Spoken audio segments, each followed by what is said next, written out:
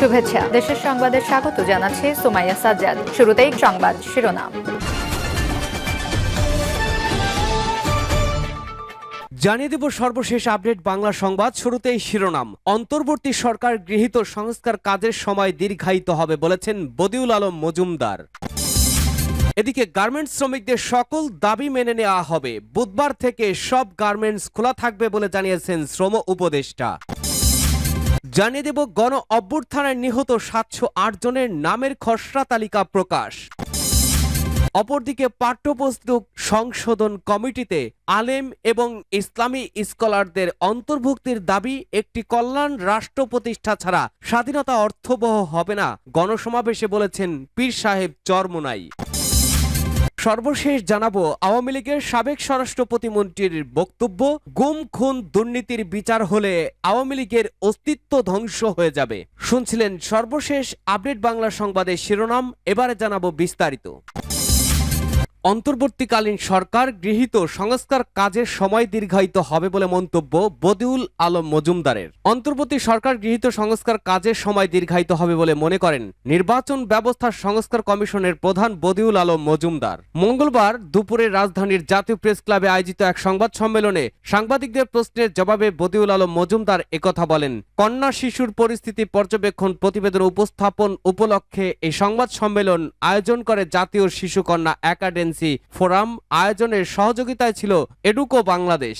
সংবাদ সম্মেলনে এক সাংবাদিকের প্রশ্ন করেন, ১.৫ বছরের মধ্যে সংস্কার করে অন্তর্বর্তী সরকার নির্বাচন দেবে বলে বার্তা সংস্থা রয়টার্সকে বলেছেন সেনাপ্রধান। এই সময়ের মধ্যে সংস্কার করে নির্বাচন সম্ভব কিনা জবাবে বদিউল আলম মজুমদার বলেন, এটা আমার জানার কথা নয়। আমার ধারণা সরকার ও রাজনৈতিক দলের মধ্যে আলাপ আলোচনার মধ্য দিয়েই এটা নির্ধারিত হয়। আমার এ ব্যাপারে কিছুই করার নেই। পরে আরেকজন সাংবাদিক আবার প্রশ্ন করেন, এই সময়ের মধ্যে সংস্কার সম্ভব কিনা জবাবে বদিউল আলম মজুমদার বলেন, আমি জানি না।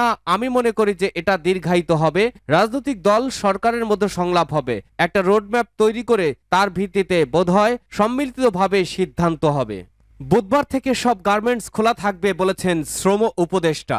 গার্মেন্টস শ্রমিকদের সকল দাবি মেনে নেওয়া হবে এবং বুধবার থেকে সব গার্মেন্টস খোলা থাকবে বলে জানিয়েছেন শ্রম উপদেষ্টা আসিফ মাহমুদ সজীব ভুইয়া। মঙ্গলবার ২৪ সেপ্টেম্বর সচিবালয়ে সম্প্রতি দেশে চলমান শ্রমিক অসন্তোষ নিয়ে শ্রমিক এবং মালিক পক্ষের বৈঠকের পর সাংবাদিকদের তিনি এসব কথা জানান।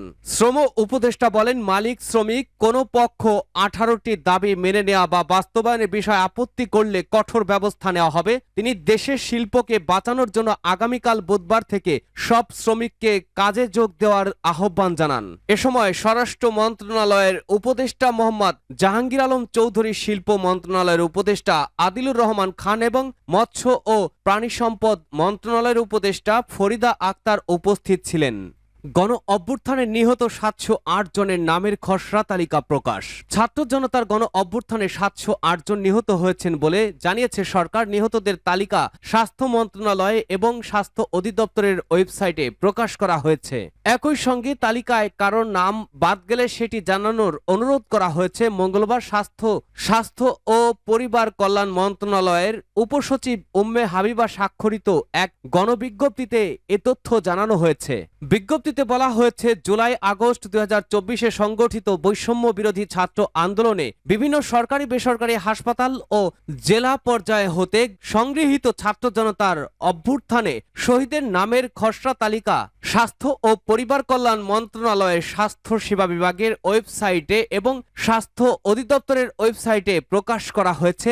তথ্য সংযোজন করার জন্য ওয়েবসাইটে প্রকাশিত তালিকাটি আগামী ৬ অক্টোবর পর্যন্ত সর্বসাধারণের জন্য উন্মুক্ত করে দেওয়া হয়েছে। তালিকায় প্রকাশিত নাম, ঠিকানা ও অন্যান্য প্রাসঙ্গিক তথ্যাদি যাচাই সংশোধন পূর্ণাঙ্গ করতে শহীদ পরিবারের সদস্য ওয়ারিশ প্রতিনিধিগণকে অনুরোধ করা হলো।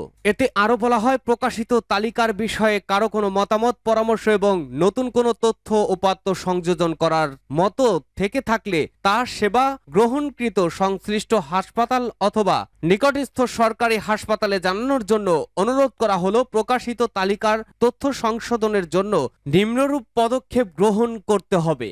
পাঠ্যপুস্তক সংশোধন কমিটিতে আলেম এবং ইসলামী স্কলারদের অন্তর্ভুক্তির দাবি একটি কল্যাণ রাষ্ট্র প্রতিষ্ঠা ছাড়া স্বাধীনতা অর্থবহ হবে না, গণসমাবেশে বলেছেন পীর সাহেব চরমোনাই। ইসলামী আন্দোলন বাংলাদেশের আমির মুফতি সৈয়দ মোহাম্মদ রেজাউল করিম পীর সাহেব চরমোনাই বলেছেন, বাংলাদেশের প্রত্যেকটি নাগরিকের অধিকার আদায়ের জন্য 5ই আগস্ট জীবন বাজি রেখে হাজারো মায়ের বুক খালি করে আমরা দেশকে ফ্যাসিবাদ মুক্ত করেছি।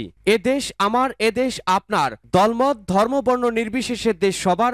মুসলিমদের পাশাপাশি সকল ধর্মের মানুষ এখানে নিরাপদ থাকবে, এটাই স্বাভাবিক। সংখ্যালঘুদের নিয়ে যারা রাজনীতি করে তারাই হিন্দুদের মন্দিরে আক্রমণ চালায়। 5ই আগস্ট যে বৈষম্য ও জুলুমের বিরুদ্ধে বিজয় এনেছি, পরবর্তী সময়ে এসে আমরা দেখলাম সে আগের মতোই দখলবাজি, চাঁদাবাজি, ধ্বংসযজ্ঞ শুরু করেছে একটি গোষ্ঠী।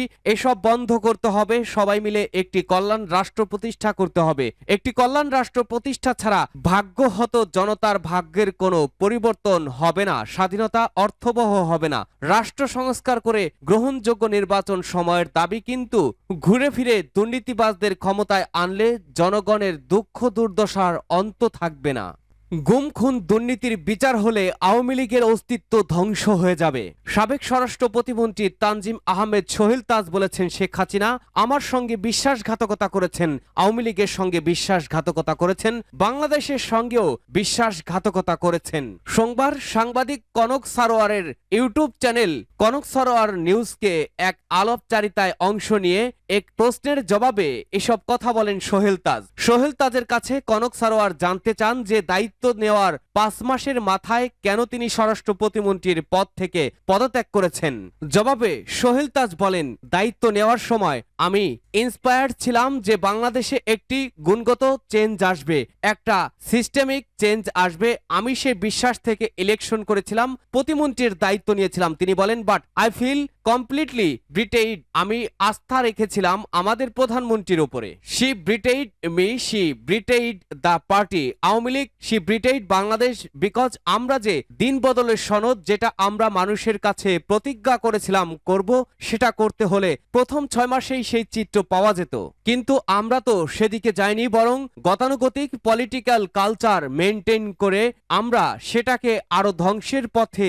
এছাড়াও 1 ঘন্টা 4 মিনিট 58 সেকেন্ডের দীর্ঘ আলাপচারিতায় সোহেল তাজ নানান বিষয় নিয়ে কথা বলেছেন জেল হত্যা নিয়ে, বিডিআর বিদ্রোহ নিয়ে, আওয়ামী লীগ সরকারের দুর্নীতি, বদলি বাণিজ্য, ক্ষমতার বাইরে থাকলে এক হাসিনা, ক্ষমতায় গেলে হাসিনার বদলে যাওয়া, জুলাই অভ্যুত্থানে গণহত্যার পরেও নিজের বোনের আওয়ামী লীগে থাকা এবং দল হিসাবে আওয়ামী লীগের ভবিষ্যৎ নিয়ে। শুধু তাই নয়, আওয়ামী লীগকে নিষিদ্ধ করা প্রসঙ্গে সোহেল তাজ বলেছেন, আওয়ামী লীগকে নিষিদ্ধ করতে হবে না, হত্যা, গুম খুন দুর্নীতির সঠিক বিচার হলে এমনিতেই আওয়ামী লীগের অস্তিত্ব ধ্বংস হয়ে যাবে। সোহেল তাজ বলেন, এত হত্যা গুম খুনের পরও আওয়ামী লীগের মধ্যে কোনো অনুশোচনা নেই, আমি হতবাক।